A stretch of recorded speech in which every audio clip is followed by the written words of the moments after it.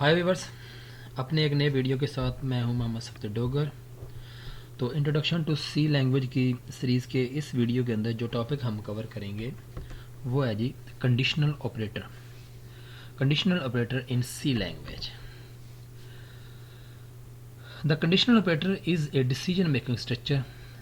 तो जैसे हमने पहले भी कई डिसीजन मेकिंग स्ट्रक्चर पढ़े हैं, जैसे इफ़ है, इफ एल्स है, मल्टीपल इफ एल्स है, स्विचेस है। तो इसी तरह कंडीशनल ऑपरेटर भी हमारा एक डिसीजन मेकिंग स्ट्रक्चर है। It can be use to place it can be use to replace. तो इसको आप रिप्लेस के तौर पर यानी कि यूज़ कर सकते हैं आप क्या कहते हैं इफ़ एल्स केस जो यानी के तौर पे यूज़ कर सकते हैं। जहाँ पे आप इफ़ एल्स यूज़ करते हैं तो उसके रिप्लेस में आप इसको कंडीशनल ऑपरेटर को भी यूज़ कर सकते हैं। It is also called ternary operator as it uses 3 operands. ये एक टर्नरी ऑपरेटर है। तीन तरह के ऑपरेटर होते हैं, unary operator, binary operator and ternary operator. Unary operator ऐसे ऑपरेटर होते हैं जो एक ही ऑपरेंड पे काम करते हैं, जैसे इंक्रीमेंट ए प्लस प्लस, डिक्रीमेंट ए माइनस माइनस, या माइनस किसी वैल्यू को माइनस कर दिया या प्लस कर दिया। तो बाइनरी ऑपरेटर ऐसे ऑपरेटर होते हैं जो दो ऑपरेंड पे काम करते हैं। तो टर्नरी ऑपरेटर ऐसे ऑपरेटर होते हैं जो 3 ऑपरेंड पे काम करेंगे। तो पहले इसका सिंटैक्स देखते हैं। तो कंडीशनल ऑपरेटर का जो सिंटैक्स है, कंडीशन अप्लाई करेंगे पैरेंथेसिस के अंदर, उसके बाद क्वेश्चन मार्क लगा देंगे, true case statement, colon false case statement. Mean कि अगर आपकी ये कंडीशन ट्रू हो जाती है तो ये कॉलन के लेफ्ट साइड वाली जो स्टेटमेंट होगी वो एग्जीक्यूट हो जाएगी। बट अगर आपकी कंडीशन फॉल्स हो जाती है तो कॉलन के राइट साइड वाली जो स्टेटमेंट होगी वो आपकी एग्जीक्यूट जो है ना वो हो जाएगी। तो मैंने पहले भी आपको बताया था कि कंडीशनल ऑपरेटर को आप इफ़ एल्स के रिप्लेसमेंट के तौर पे भी यूज़ कर सकते हैं। तो इसका अगर इस सिंटैक्स को पढ़ो तो इसका मतलब है, if this condition is true then this statement is executed, but if this condition is not true then this statement will be executed. देखते हैं जी, जैसे मैं कहता हूँ कि ये मेरे कुछ एक एग्जाम्पल है। मैं कहता हूँ n is equal to, condition में अप्लाई करता हूँ, x is greater than equal to 100। उसके बाद कंडीशनल ऑपरेटर लगा देंगे 1:0। इसका मतलब अगर हमने इसी कोड को, ये वाले ऊपर वाले कोड को इफ़ एल्स में लिखना हो तो ये आपको पास आ जाएगा, if x is greater than 100 then n is equal to 1। Mean कि अगर x की वैल्यू 100 से ज़्यादा है तो n की वैल्यू जो है ना 1 हो जाएगी, या 1 ट्रांसफ़र हो जाएगा n को। बट अगर आप x की वैल्यू 100 से ज़्यादा नहीं है, सॉरी यहाँ पे लेस देन इक्वल टू आएगा यहाँ पे, जैसे ये इसका मतलब है कि अगर x की वैल्यू 100 हो या 100 से ज़्यादा अबव हो तो n को वैल्यू जो असाइन हो जाएगी वो 1 हो जाएगी। बट अगर x की वैल्यू जो है ना x की वैल्यू 100 से ज़्यादा नहीं है या इसके बराबर नहीं है, कम है उससे, तो n की वैल्यू जो है ना वो कितनी हो जाएगी, वो 0 हो जाएगी। तो इसका प्रोग्राम हम देखते हैं, कोई प्रोग्राम करके डेव सी प्लस प्लस के एडिटर में जाते हैं। तो यहाँ पे देखें, मैं कहता हूँ कि एक वेरिएबल n है। अब प्रोग्राम का सिनेरियो कुछ इस तरह है कि हम कहते हैं कि हम एक नंबर लेते हैं यूज़र से और कंडीशनल ऑपरेटर के थ्रू मालूम करते हैं कि वो नंबर इवन है या ऑड है। अगर इसी प्रोग्राम को मैंने इफ़ एल्स में लिखना हो तो इसमें कंडीशन आ जाएगी, इफ़ n को डिवाइड करें 2 पे और इसका रिमाइंडर अगर आ जाता है 0 के बराबर आ जाता है तो हम कह देंगे कि वो नंबर क्या है जी, printf number is even. But अगर उसकी वैल्यू 0 के बराबर नहीं आती तो हम कह देंगे प्रिंट एफ वो नंबर क्या हो जाएगा, ऑड हो जाएगा। ठीक हो गया। लेकिन हम इफ़ एल्स की बजाय हम उसको कंडीशनल ऑपरेटर में से गुजारना चाहते हैं, तो हमारा जो कोड है वो कुछ तरह थोड़ा सा चेंज हो जाएगा। जैसे n को 2 पे डिवाइड करो, अगर उसका रिमाइंडर के बराबर आता है 0, कंडीशनल ऑपरेटर लग जाएगा। तो प्रिंट एफ क्या कर दो, नंबर इज़ इवन। मीन कि अगर ये कंडीशन ट्रू हो जाती है तो कॉलन के जो लेफ्ट साइड वाली स्टेटमेंट है वो एग्जीक्यूट हो जाएगी।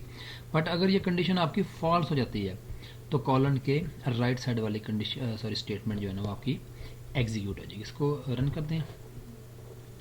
ये देखिए मैं यहाँ पे 7 देता हूँ, तो 7 नंबर इज़ ऑड। अब जब 7 हमने दिया तो यहाँ पे n की जगह पे कितना आ जाएगा, 7 आ जाएगा। जब 7 को 2 पे डिवाइड किया जाएगा तो रिजल्ट कितना आ जाएगा, यहाँ पे 1 आ जाएगा।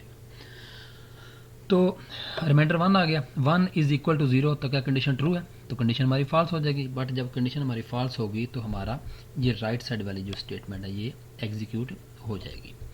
लेट्स सपोज अगर मैं n की जगह पे यहाँ पे n की जगह पे मैं नंबर जो है ना वो 8 दे देता हूँ, तो यहाँ पे मैं इसको n को नंबर दे देता हूँ जी 8। अब होगा हमारी कंडीशन क्या बन जाएगी, n मॉडुलस 2, मीन के n की जगह पे कितना आ जाएगा, 8 आ जाएगा। जब n को 2 पे डिवाइड करेंगे तो रिमाइंडर कितना आ जाएगा, यहाँ पे 0 आ जाएगा। तो 0 इज इक्वल टू 0, तो कंडीशन हमारी ट्रू हो जाएगी। अगर कंडीशन हमारी ट्रू होगी तो कॉलन के लेफ्ट साइड वाली जो स्टेटमेंट है ये ट्रू के स्टेटमेंट है, ये एग्जीक्यूट हो जाएगी। तो इसको देखते हैं हम, यहाँ पे n को 2 पे डिवाइड करते हैं। अब देखो अगर मैं इसको 8 वैल्यू दूंगा तो ये देखें इसको नंबर इज़ इवन जो है ना वो शो कर देगा। इस तरह की कई तरह यानी कि सिनेरियो आ सकते हैं। जैसे आपका एक प्रोग्राम है, आप यूज़र से उसके मार्क्स लेते हैं, अगर तो उसके मार्क्स जो है ना 40 से अबव आ जाते हैं तो हम कहते हैं वो पास है। तो यहाँ पे मैं इंटीजर मार्क्स ले लेता हूँ, तो यहाँ पे उसको मार्क्स जो है ना वो हम इनपुट करवा देते हैं और फिर हम कहते हैं जी कि अगर उसके मार्क्स जो है ना marks is greater than equal to 40, mean के उसके मार्क्स 40 हों या 40 से ज़्यादा हों, तो हम कह देंगे print F you pass. But अगर उसके मार्क्स 40 से कम आ जाए, मीन 39 आ जाएंगे या 1 आ जाए, 2 आ जाए, 3 आ जाए, 4 आ जाए, तो उसको हम कह देंगे जी कि यू फिर। अब लेट्स सपोज मैं उसको मार्क्स देता हूँ यहाँ पे 50, मैंने उसको मार्क्स दे दिए जी 50। अब 50 यहाँ पे जब 50 आएगा तो ये कंडीशन हमारे बन जाएगी 50 is greater than equal to 40, तो ये हमारी कंडीशन ट्रू हो जाएगी। अगर ट्रू होगी तो हमारी ये वाली स्टेटमेंट जो है ना ये हमारी एग्जीक्यूट हो जाएगी। तो देखें इसको रन करते हैं। मैं यहाँ पे मार्क्स देता हूँ 50, यू पास। बट अगर मैं उसके मार्क्स यहाँ पे चेंज करके 35 कर देता हूँ तो यहाँ पे अब कितना आ जाएगा, 35 आ जाएगा। 35 is greater than equal to 40, mean के 35 ना तो 40 के बराबर है ना 40 से ज़्यादा है। तो यहाँ पे आपका जो है ना वो कंडीशन फॉल्स हो जाएगी। जब आपकी कंडीशन फॉल्स होगी तो आपके राइट साइड वाली जो स्टेटमेंट है या फॉल्स के स्टेटमेंट है ये एग्जीक्यूट आपकी हो जाएगी। तो यहाँ पे मैं मार्क्स देता हूँ, एग्जीक्यूट कराते हैं और मैंने 35 दिया तो ये देखें यू फेल आ जाएगा।